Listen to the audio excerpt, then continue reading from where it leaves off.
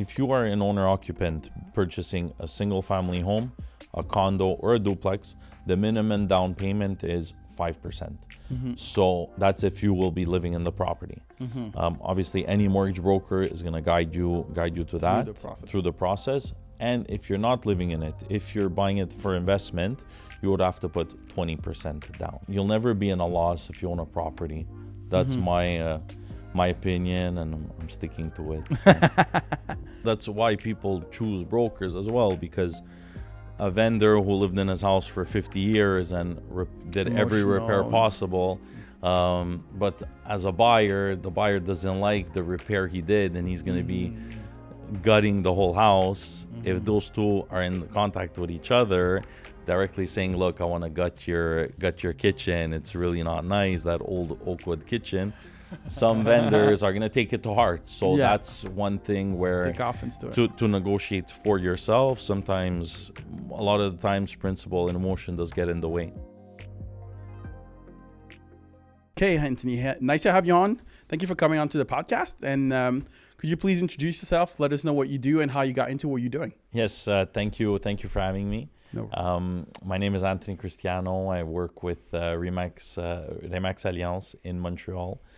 I've been a broker for since 2015, so approximately 11 years in both the residential and commercial domain. Okay. Yes. Okay, so you said the residential and the commercial. Could you explain to us the difference between what's residential and what's considered commercial? So as of 2010, our order, the OACIQ, established that there is the residential field and the commercial field. So any units below, let's say 4 units and below. So you're talking about a multifamily building? Multifamily properties, correct. 4 units and below are considered residential. Okay. Anything 5 units and up is considered commercial. Okay. And then, so basically, do you sell any single family houses? Or? Single family home, yes. Those are residential sales. Okay, so I understand. So we have 2 types of sales that you're doing: commercial, so 5 and up, and then residential under 4, and then single family houses. That's right. Yes. Okay. And then would you be able, since we have our clients looking at the process, looking at the podcast, they might be wondering what the process is from getting the idea, okay, I need a new house, or I need to buy a duplex or triplex. So what's the process from getting the idea to actually buying the property and maybe even doing some construction? Well, if you're looking to purchase a condo, duplex, triplex, fourplex, the first thing to do is, I always say, contact a real estate broker, and also contact your bank. And by bank, I'd say a mortgage broker, someone who could help you qualify and know what you're able to afford. These are for the residential side. If you're going to live in it, if you're going to use it strictly as investment, all important questions that both myself and the mortgage broker will ask. Okay. So that's one of the things to get started with. Okay, so let's say you have the idea to buy a house or buy a duplex, triplex. Let's say residential for now. Yes. So you go see a real estate broker like you, and we also have a mortgage broker to help you with the financing of the property, pretty much. That's correct. Yes. Okay, and then once we have all those, what's the process of working with you? Once we have determined all the mortgage broker and we found you, like. Let's say I'm a buyer, residential buyer looking for a property. Once I found you, what's the process now? So then I say we'll meet. I'll know what the needs are, where you're looking, where price, and see your budget. If there's anything in particular you'd want, and then we start visiting. We go visit a few homes, a few properties, a few plexes. And we make, you, the buyer, does make the decision to which property they want to purchase, and in doing so, then an offer is made. I say there's normal conditions that do come up, such as financing, such as inspection, for multiplexes, very important verification of the documents, such as leases, expenses. Renovations are very important, And then once that is all done, once those conditions are fulfilled, if buyers are satisfied with that, then it's passed on to the notary where the transfer of ownership has happened. Okay, so could you also explain to us what the team or the people that are target market, or let's say I'm a residential buyer, who do we need to in the whole process? Because you mentioned multiple people. Could you just clarify who they are and what they do and why we would potentially need them? Okay, so once we find the property, an offer is made. Very important. So there's the mortgage broker that's always present. He has to mount the file. I get a lot of people that say, I have my pre-approval, I could buy this. They're pre-approved for, we'll say, 750,000. Yes. They're purchasing a property for 700. They say, "Oh, I'm approved. He gave me my pre-approval, and I could buy this property." What's the pre-approval? So pre-approval establishes your buying capacity based on your annual income, both buyers, 3 buyers, whatever, annual income, and the down payment, what you could afford. Okay. However, the final approval is given on the subject property itself. So if the property is worth 700,000, the bank evaluates your financial situation and the value of the property. And then how do we know what a property is worth? Well, we look at recent comparable sales that happened within the past, depends the kind of market, but relatively within the past 3 to 6 to sometimes 12 months in the area. And that's where we see what the property is worth, what a buyer is willing to pay, which establishes the market price. So basically, you take comparable properties in the surrounding in the same market, that have sold for the past 3 to 6 months. If there's less volume, you could go to 12 months. That's correct. And then you figure out based on the recent sales. Okay, if this property has maybe 3 bedrooms and our property has 3 bedrooms and then the kitchen, but this one is renovated, this one is not renovated, you estimate based on that pretty much. That's correct. Okay, exactly. And that's more for the residential side of it. Yes, in commercial too, obviously you're just comparing more numbers Yeah. if you're looking at a block apartment, but you have to look at recent sales and what properties are selling for in the area. And then you were saying, you explained, so the mortgage broker. Correct. Who else do we have? Because you mentioned notary as well. Well, before the notary, there's the inspector. So Okay. the building inspector that does the inspection of the property. So he verifies the major components such as electrical, plumbing, roof, structure, foundation. If there was any ever water infiltration, they look at all this stuff and they give their recommendations on the property, what has to be repaired, if any further expertise is required, such as if there was a crack in the foundation, they'll tell you, okay, where does this crack come from? You should get it injected and have it verified. And then what happens, let's say you made an offer on a property and then the inspector comes in? Because does he come in before you make the offer or after you make an offer? Once there's an accepted offer, you have roughly 5 to 14 days to do your inspection, usually typical delays. And then the inspector comes in. Obviously, the buyer chooses it's at the buyer's expense to choose the inspector. Yeah. They decide, and then the inspector does his work, which is the building inspection. Okay, and then let's say the inspector finds lots of things wrong in the property. What's the process then? What happens then? So if there's anything wrong, obviously, if there are any anomalies that do come up, it's up to there 3 things can happen. And once again, they have to be major anomalies. If there's a cracked tile for just one. You won't stop the sale of a house for a cracked tile? Exactly. That's right. Yeah. I'm shocked. Yeah, but trust me, we see a lot of things, and some people think it's a major issue. It's let's say a cracked tile is affecting the integrity of the house. No. Basically, if we want to renegotiate after inspection, it has to be an issue that significantly reduces the value of the property or anything major. What kind of issues have you seen maybe? Look, people, exactly, crack in the foundation. Yeah. We're in Quebec.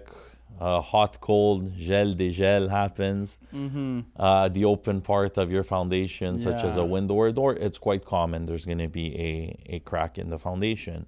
over the years, a house built in 1950, we're expecting that. Even a house built in 2023 has a crack in the foundation. Okay. However, it does happen that after inspection, buyers do ask, okay, reduce the price by X amount to in consequence of the crack in the foundation, or they ask the vendor to fix the issue. And then it's up to the vendor to decide yes, no, or a renegotiation happens once again. Mm-hmm. And then I was also hearing, I had a mortgage broker on the podcast recently, and she was explaining to me the difference, especially within residential and commercial. And let's move in a little bit towards more commercial now, because I hear that the financing, let's say, is different, and qualifying is different than it is for under 4 units. So could you explain that a little bit? Because from what I understand is when you're in the residential, they look a lot at you specifically as a buyer and your income, but it seems to be different in commercial. So any commercial building, multi-residential buildings such as a 6-plex, 8-plex, 12-plex, and up, they see the economic value, la valeur économique de la bâtisse. So if the building, they look at how the building could sustain itself based on the rents. Okay. Now, with that being said, if a building brings in low rents and they're asking, using round figures, they're asking $1 million. And the rents are low, the bank might only lend for $500,000 because the rents are low and they want their mortgage covered with all the expenses covered, such as taxes, insurance, repairs. So obviously banks are conservative now, and in this market, yes. So they'll only lend up to $500,000, using round numbers here to give an example. So 50% of the value of the property. Yes, it could happen because the rents are low. Because the rents are low. Or other issues potentially. Or if there are issues with the building, they'll obviously be aware of it. If the rents are higher, they may lend up to 75% of the loan to value, they'll call it, what it's worth. So what the bank establishes the what property it's is worth. Exactly. But then I've also heard that there's issues typically depending on who does the evaluation of the property. Because some people think it's worth more, and then you hire another company and there's like, no, it's worth less. And then now there's a conflict between what the bank thinks and then what you think. So how do you... There's the economic value, the value established by an évaluateur agréé. And they typically are usually going to pick the lowest amount. Okay. So they don't want, they want to minimize their risk. Yeah, that makes sense. They'll typically take the lowest amount But that. Is there, let's say you have a mortgage, you're trying to apply for a mortgage with the bank when you're trying to buy a property. What's do you have to can you also bring your own third-party evaluator and then compare it with the bank, or is there something? Well, in commercial, so anything multi-residential, so 4 unit and up. That's it. 5 and up. I'll say 5 and up. Typically 6 and up. It's going to be up to the buyer to pay their own evaluation, to hire an independent firm, pay that firm, and they do the evaluation. And then the bank just goes through from that, basically. Exactly, and the bank takes that report. Okay, so so there's less conflict about what's the property's correct. Yes. And then we're talking about down payments early on when you're talking about mortgage brokers. How low or high of a down payment? Let's say we go back to the residential. Let's say I'm coming to you and I saw this triplex for sale and I'm trying to buy it. How did you determine the down payment? Because I heard there's lots of programs that you could go 5%, sometimes you could go 10, 15%. So if you are an owner-occupant purchasing a single-family home, a condo, or a duplex, the minimum down payment is 5%. So that's if you will be living in the property.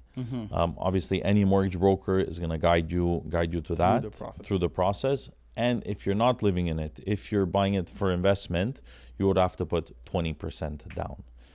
Okay. 20% down payment, cash down. Okay. So 20% meaning 20% of the value of the property. Of the purchase price, so correct. If the purchase price is $1 million, then it's $200,000. $200,000. You have to bring down your pocket. Exactly. And then, let's say I buy a property, a house or a duplex or a triplex, even the commercial property. Is there a way, do I have to come up for, let's say there's renovations or work to be done in the property. Yes. Do I have to come up with that money, or is there a way to finance it as well? Well, it's certain banks have different policies. So with that being said, certain banks have programs where they could finance the renovations. They're called the programme Achat Reno. A couple of banks do offer this program, meaning if your property you estimate about $100,000 in renovations to do. They would add that $100,000 to the mortgage, we'll say. So they'll lend it to you, and then they'll finance it to you over 25 years. So that's more applicable to residential. Residential, that's right. Okay, Yes. so that means that you could buy a property, put 5% down, and still get more financing than the 95% left, or? Well, usually if you're gonna go with the Achat Reno program, you would have to put the 20% down, whether you're living in it or not. Something definitely to ask a mortgage broker, but from my past experience, you would always have to put that 20% down and then get the Achat Reno money. Okay, and then let's say I'm coming to you and I have my needs and etc. What's the process? Like, let's say I come to you, I want to buy something. What's the process of onboarding? Like figure out my needs, and then based on figuring out my needs, you tell me, okay, maybe this market is not matching your budget, or like, do you have like questions or a questionnaire or process you go through? I always look at the clients themselves. So, what are they a family? How many kids do they have? Is it a single mother that maybe she won't have time? If she's gonna want a 10,000 square foot lot, I'll say like, who's gonna be cutting your, not that she can't do it, but who's gonna be cutting your grass? You're a single person, be it for a man or a woman to be alone. Why go for something so big when maybe you could have something a bit more tailored to your lifestyle, to your family, and then you want to live a bit. You don't want to live just for taking care of a home itself. Sure, exactly. So you need like a little bit more money to. Exactly. Well, I heard there's like those rules, like they say maybe you should spend like 33% of your income or like 50% or whatever. Do you have any idea, like what percentage of your income should you spend maximally to be comfortable in owning a house? Well, with the banks, the mortgage brokers, once they do establish your pre-qualification, basically your purchase amount, they typically do that calculation for you. So it all depends on your debts, what you have. If you have a car payment, if you have a Visa bill that's overdue, they take that into consideration. So a mortgage broker would advise you on how much money you can spend and what you can afford. Correct, yes. On a property. That's right. Okay, so basically you bring in the property. Your job is to find the property, and qualify the property whether it's a fit for the buyer, and then you accompany them with a mortgage broker so that once you found the property, they make sure they do the homework to make sure as a buyer you're able to afford the property. Well, typically they meet the mortgage broker first to see how much they could afford. Okay. So that way you don't spend time. Exactly. We're going to look at properties that fit the budget and fit their needs. Because if they could only purchase up to 700,000, we're not going to be looking at properties of $1 million and up. So we're gonna be sticking in the range of 700,000 to their budget. Exactly. Okay. And then I had also someone asking me that question.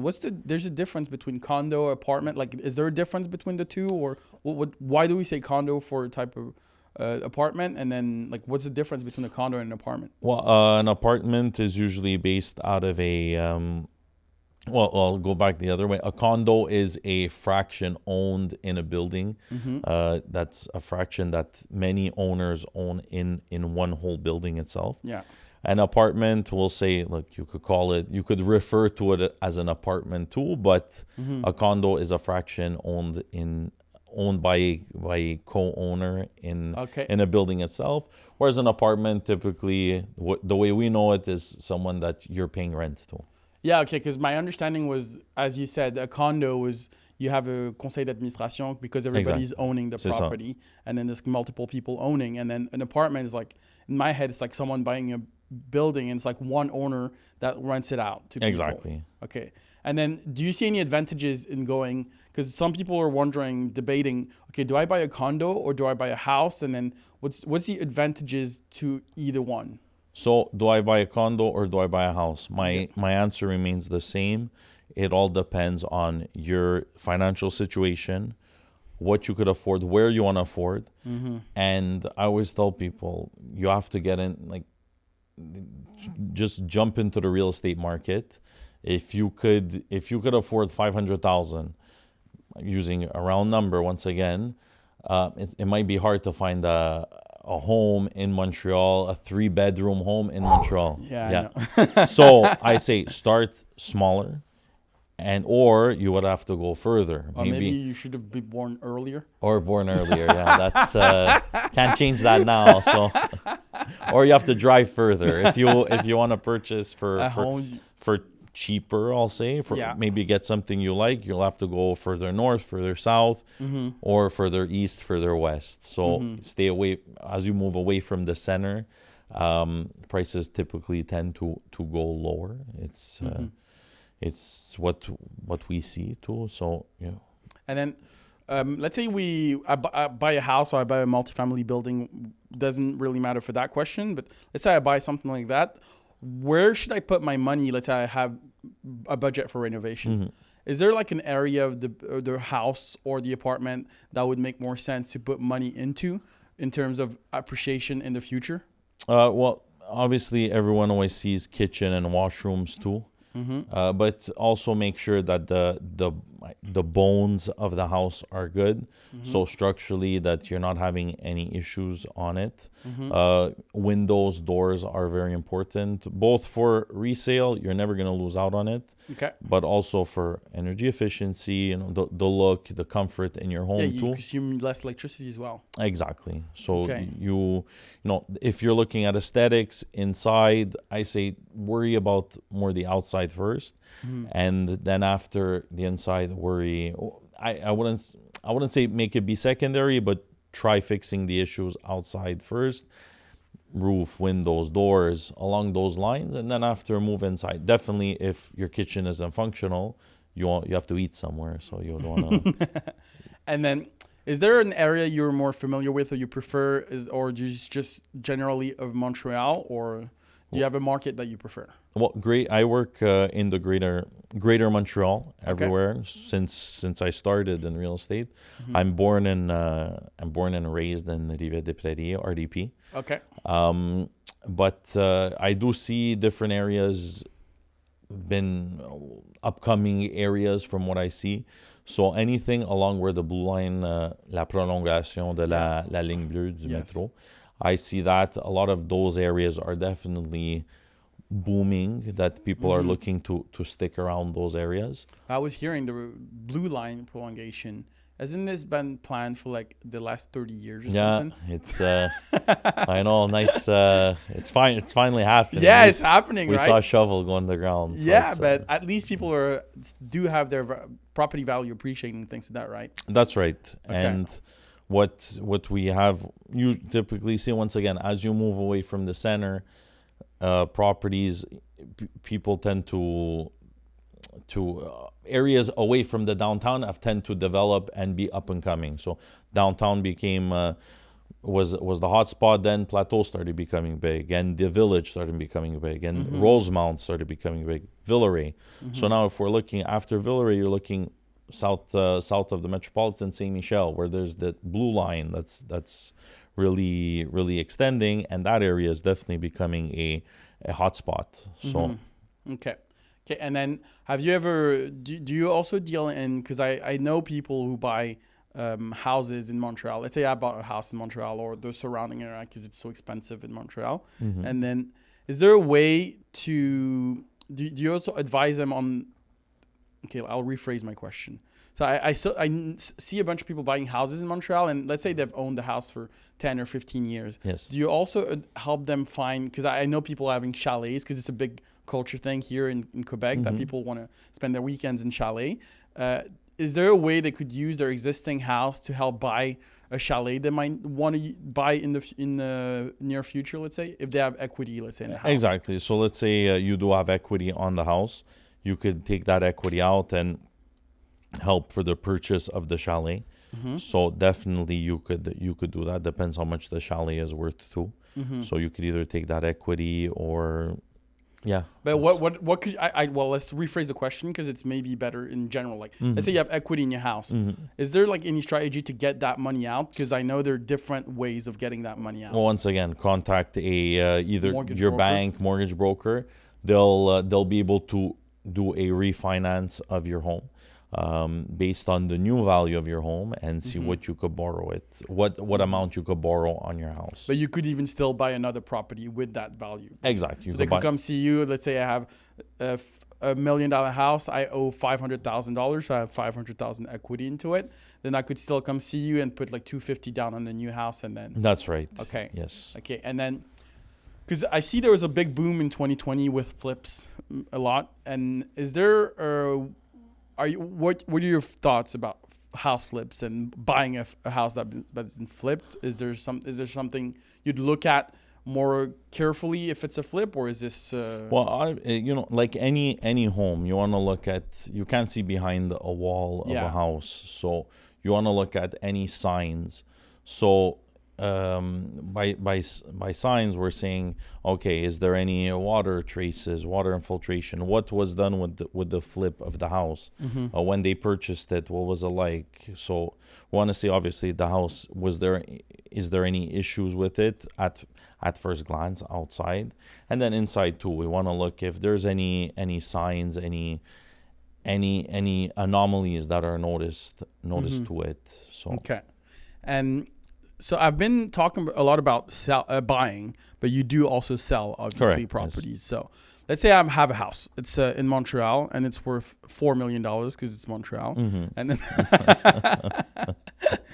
and then, I want to sell. I reach out to you. What's happening then? So I'll come to see you. I'll ask you where do you want to go? What's your plan? I always want to know. Why so do you want to sell? The why, exactly. Okay. Why do you want to sell? Do you want to get bigger? Do you want to get smaller? Do you want to get closer to your kid's school? Do you just want to jet completely? This, you want to get away from the snow. So that's what we'll, to know your project. Then after we come and meet, and we establish the plan. Obviously, we look at basically I'll do a comparative market analysis. And I'll give you a price of your home if we're to list it. Comparative market analysis is the same thing we were talking about early on when we take comparables and we compare it to the... Correct. Okay. Yes. So I'll do that with you, and we'll look at what the house could be listed at and the most probable sale price in today's market.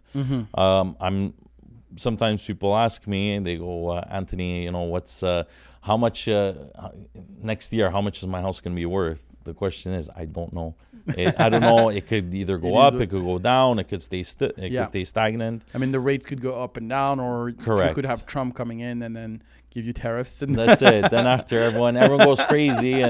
But what I do see is that markets haven't been. People are thinking there's crashes coming, and over the past years there hasn't been any crashes. The real estate market, even if when there are crashes, just generally picks up, like 2008, for example. Yeah, and exactly, it's gonna pick up. You'll never be in a loss if you own a property.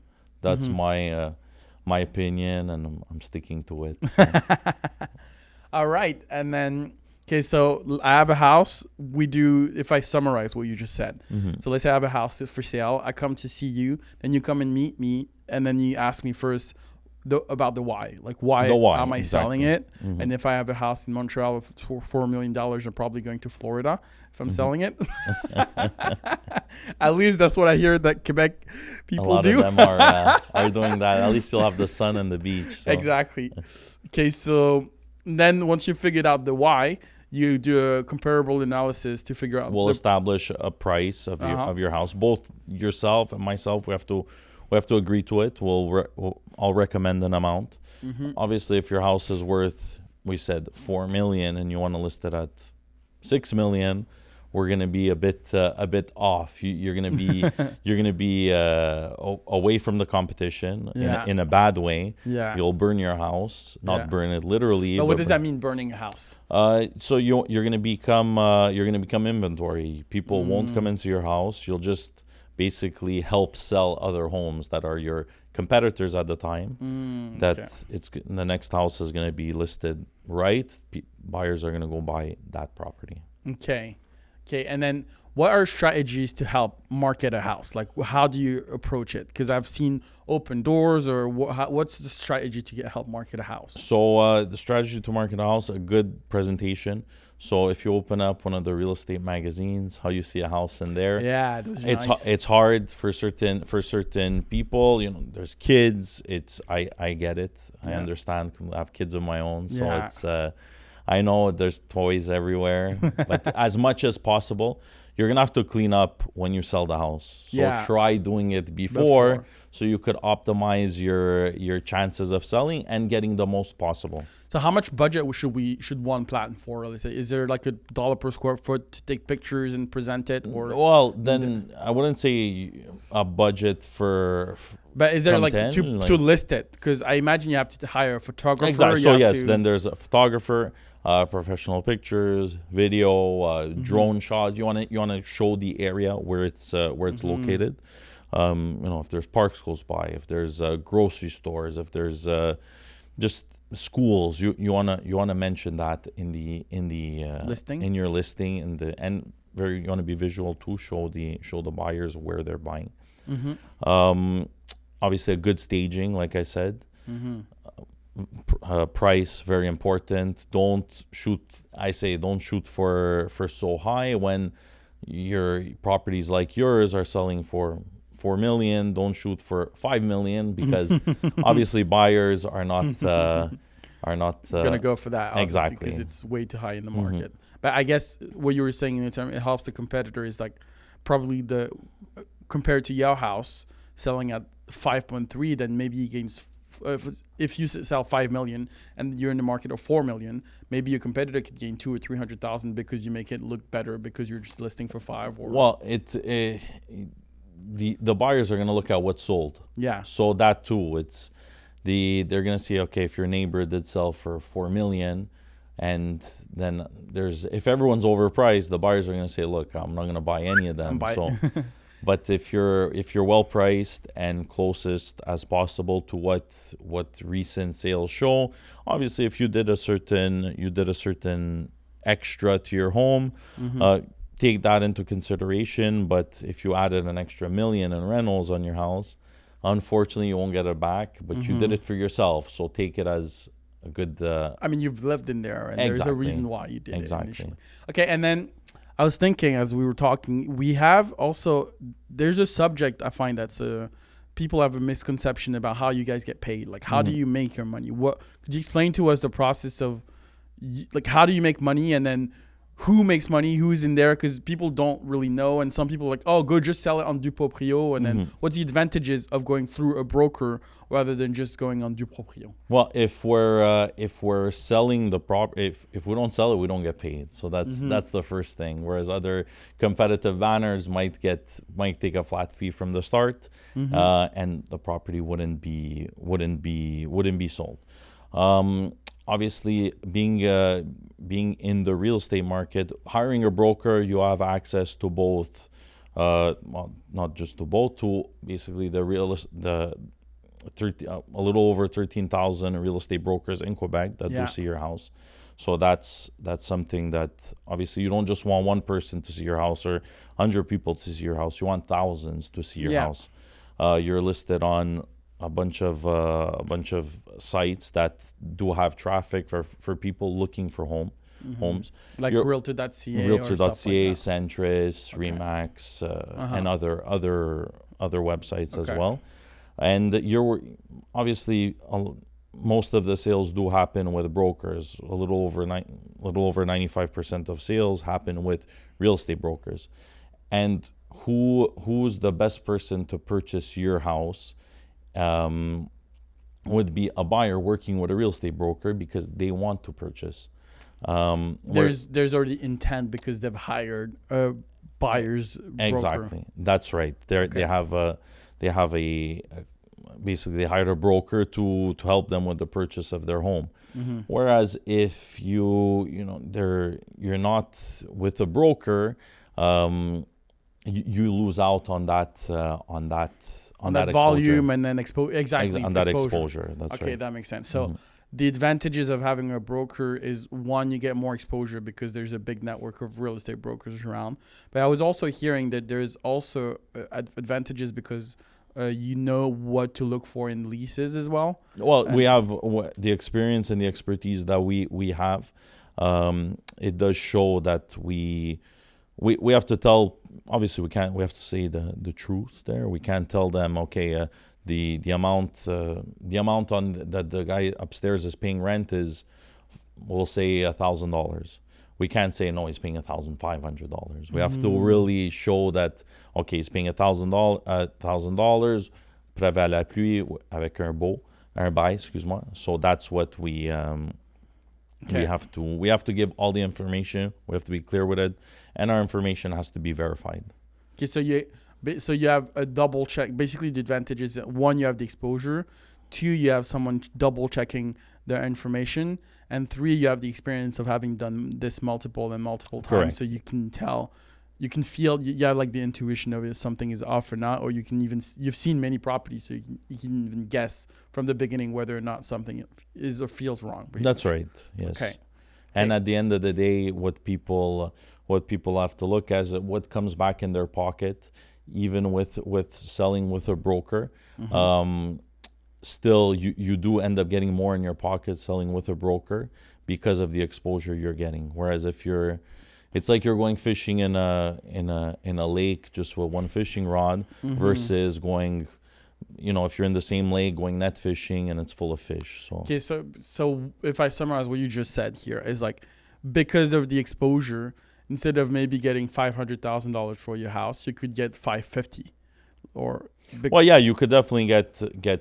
I wouldn't say sometimes yes, sometimes no, but you would definitely have more exposure. People looking at your home, and your neighbor did sell with a realtor. Example. So why would he sold with a realtor? He could have gotten multiple offers on the house.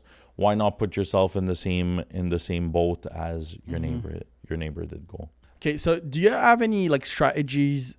In terms of let's say I'm a new investor, I have a house, I have $500,000 equity in my house. I would be happy with that. I have $500,000. How do you? And then I want to invest in real estate.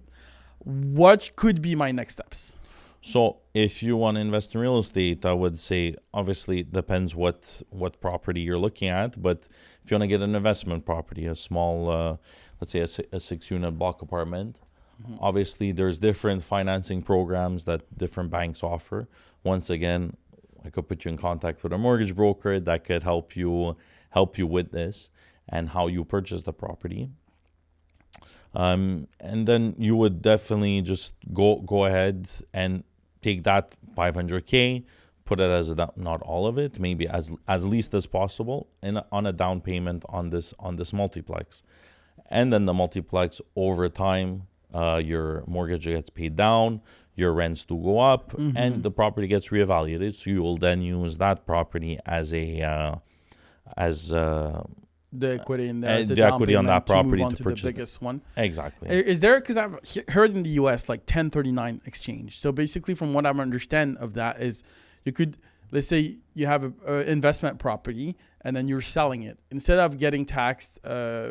The capital gain. Yeah. Instead of having to pay this capital gains tax, you can report it and put all the money into a big investment in 1039 exchange. Is there any things like that in Canada that works similar, or? Well, it's the scope that it's more a question for an accountant. It's yeah, that's true. Yeah, I wouldn't. What I would say is ask the accountant how you could either defer tax, how you could maybe even fiscalist, exactly. Okay. But also some certain clients of mine and investors, they do purchase under holding companies in order to, once they do sell their property, their money stays in their company, and then it's basically it's the company selling and not a personal. Not a person, and the taxes are lower, I guess, on the company selling. That's typically, yes. Anyways, we could ask a professional, an accountant, or a lawyer, fiscalist, lawyer, or whatever they're called in English. Okay, and then So we were saying we have a house. We use the equity in this house to buy a bigger property. Is there also any? No, that question is not good. Let me think this through. Any questions you're thinking about? We had the process of the house. We're just at the inspection, and then the notary will finish. Oh, yeah, that's true. Yeah. Okay. So to move back to the process, we were talking about the process earlier on. So you were saying that you would help find the house, then purchase offer accepted. Then we have the inspections. Then we renegotiate if need be. You don't want to renegotiate over a cracked tile, obviously. Mm-hmm. And then once we're done, once we agreed on the price now, what's the process? So if the condition of inspection is fulfilled, sometimes there are no negotiations. The house is fine as is. It was well taken care of. A lot of vendors do take care of their home, so that's why there's just that condition is lifted, and then the file is passed on to the notary. And then what does he do? The notary is basically confirms, does the transfer of title from the seller to the buyer. They have to check if there's any liens on the property. Basically they register the mortgage. They remove all the old liens on the property. Mm-hmm. What's a lien? A lien, it's a lien is because from what I understand, a lien is like you have let's say you have a house and then you have a mortgage on it. Then the bank would put a lien on your property in case you don't pay your mortgage. So the mortgage is the lien on your property. So, okay. So basically that's the lien is the mortgage. Mm-hmm. So the notary does the transfer of funds as well. So okay. The bank sends the notary the funds. The buyer sends the notary his down payment. Then what does that mean being in escrow? Because I keep hearing that as well. Well, here it's at the notary in escrow, we'll say. So the notary holds on to the funds. The funds. Exactly. And then once both parties sign, the notary signs, and within, let's say 3 to 5 business days, the funds are transferred over to the vendor. Okay, so basically as a buyer, I don't pay the vendor directly. I send it to the notary, and then all the paperwork is done. Correct, yes. In order to do the transfer of title, the notary has to have that money in their so that way account. You can transfer it. So it's a third party that has the money instead of. So that's right. Yes. Okay. Yes. Okay. So we've now. And the notaries do a lot more than what I just said. Yeah. It's we work with a lot of notaries, and they do a lot more than what I just mentioned. But we could have an episode with the notary so that they could explain better what they do, because it's their job at the end of the day. Correct.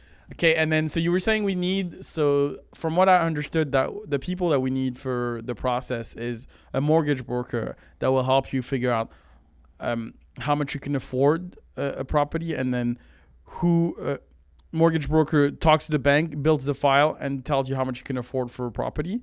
Then you go look for a property. So that's your part of the job. And once you have found a property and you've gone through and then sent a purchase offer, basically you also write the purchase offer as well. Exactly. And you make sure everything is right, and Correct. You make sure it works properly. Mm-hmm. So that's also the advantage of having a broker, because they know what they're doing in terms of purchase offers. Exactly. Because it's a contract at the end of the day. And a lot of the people that we do work with appreciate when there's a broker as well, because the documents are all sent in an orderly fashion. Yeah. The right documents are sent as well.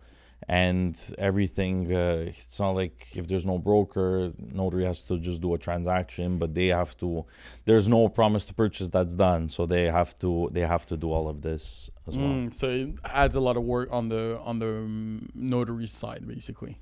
And everyone, inspector. You make the process much smoother for everybody, every party involved, because you know what papers to get and when to get them, and you also do that homework with your client as they're not discovering the process as they're going. Exactly, and we have the knowledge too of the market, what sold, how long it took to and sell. you have the relationships as well. Of course. You've worked with that broker, and then you two can understand, like, okay, let's just move that along quickly. Let's not kill that deal because of X, Y, and Z. Because at the end of the day, we're there to facilitate the deal and get it to the finish line, pretty much. Correct. Well, that's why people choose brokers as well, because a vendor who lived in his house for 50 years and did every repair possible, but as a buyer, the buyer doesn't like the repair he did, and he's going to be gutting the whole house, if those two are in contact with each other, directly saying, look, I want to gut your kitchen, it's really not nice, that old oakwood kitchen, some vendors are going to take it to heart. So that's one thing where take offense to it. To negotiate for yourself, sometimes, a lot of the times, principle and emotion does get in the way. So that's where they help separate. You guys as broker helps remove the emotion to so that the deals go through without hurting anyone's feelings, pretty much, I guess. Exactly. Yes. Okay. We try not to. Obviously, we don't want to. I typically don't want to hurt anyone's feelings throughout it, but but maybe some people do have terrible kitchens. Oh yeah, it happens. It happens. I'm messing around. Okay, I think we went through. Let's say I'm an investor. Is there any strategies? Because I was reading investment books or like let's say I heard of other strategies for investing. That let's say a BRRRR strategy. Is this something you could help an investor with? BRRRR meaning, if you know about it, could you explain it a little bit and then see if you could help someone with that strategy? What do you mean? BRRRR is like buy, rehab, rent, refinance, and then you repeat it. Well, yeah. Well, that's I'd say the way. Well, you could, let's say, buy. Depends the kind of property. So let's say you bought a bungalow, and you're not gonna rent it out to move on to the next one. That's true. You're gonna have a residential property. You're gonna sell it. So your bungalow, you bought it for $500,000. I was saying that more for the investors. Let's say they want to build a relationship with you and they plan on buying maybe 10 units this year, and then maybe next year they go on to 20 units, and then move on and move on and move on. So that's pretty much the reason I was asking is, do you have any?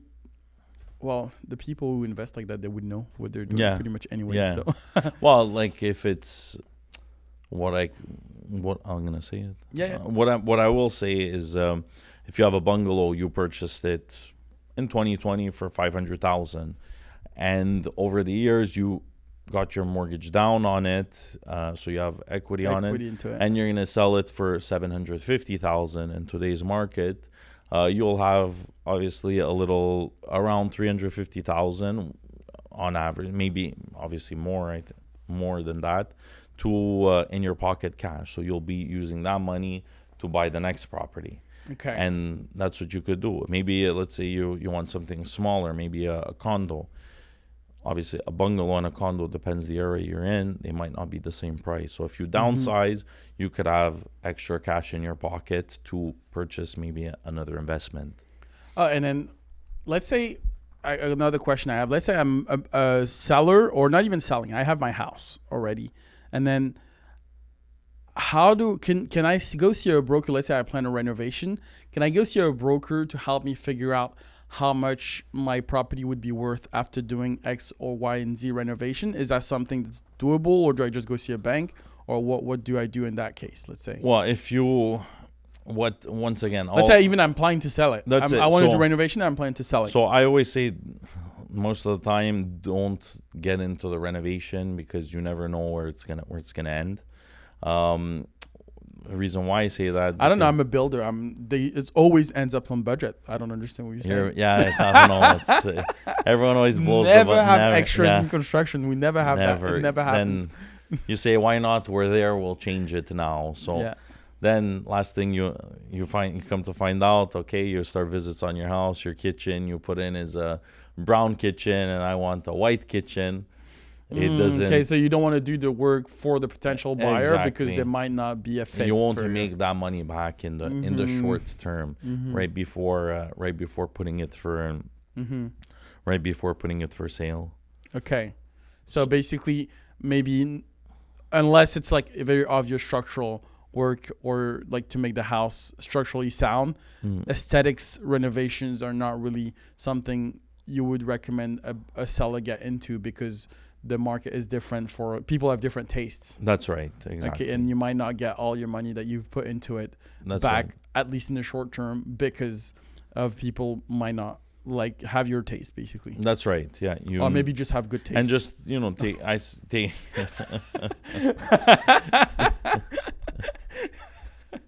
You were gonna say, sorry. I'll say, or take it off the price. So if you know a kitchen is, let's say, depends what kind of kitchen you want, from 20 to 50, 60, 70,000, then adjust that on the price. So Okay. Well, I think we've gone pretty much through what we had to say. Is there, and could you remind us now, as a conclusion, who you work with, and then where can people find you?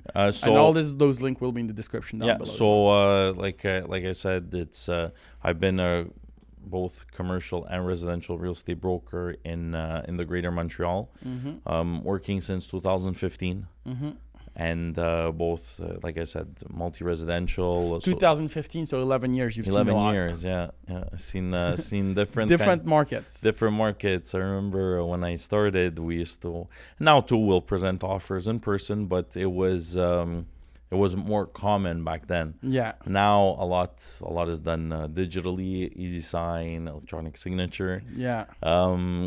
But I learned because properties were more negotiated back then. So if a bungalow was selling for $320, they were asking $375, and we were negotiating a lot. Then COVID came around, and you're negotiating upwards. I mean, I feel like COVID, there was not even any negotiation. It was just bidding wars, and that was a bit of a challenge to me. Getting someone to have to give them the bad news. Give them we'll say the bad news, but also going over asking price. But the reality was that was the market back then. So we understood that if you didn't get into the market, then overpay by 20,000, 30,000, whatever. Today, that house, you would be paying the same, maybe more for it today than you would have done during the COVID period. Because everything went really, really up. Yeah. Okay, so to get back to the summary, the kind of clients you take on and where we could find you. So you could find me on all social media, most social media. So Instagram, Facebook, LinkedIn, my YouTube channel, TikTok. And you can find me on Google too. Check out my Google account. Google business profile? Google business profile, correct. Okay. Service residential, commercial, such as block apartments, semi-commercial properties, block apartments. I did say that. Yeah. And anything smaller, duplex, threeplex, fourplex, cottage, single family house, home, condo. All right, perfect. Yeah. All right, thank you very much, Anthony. Thank you.